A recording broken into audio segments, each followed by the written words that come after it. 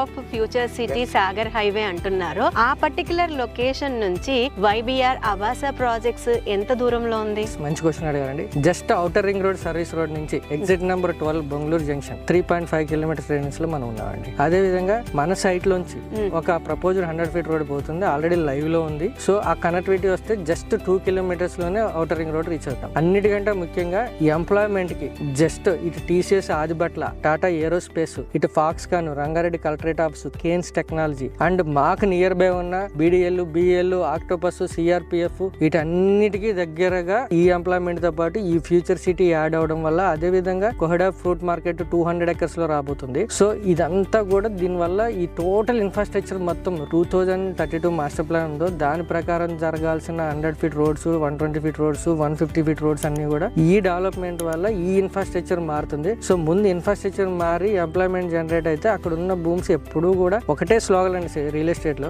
ఎక్కడైతే employment generate అవుతుందో అక్కడ రియల్ భూమి నిజంగా ఉంటుంది. భూమి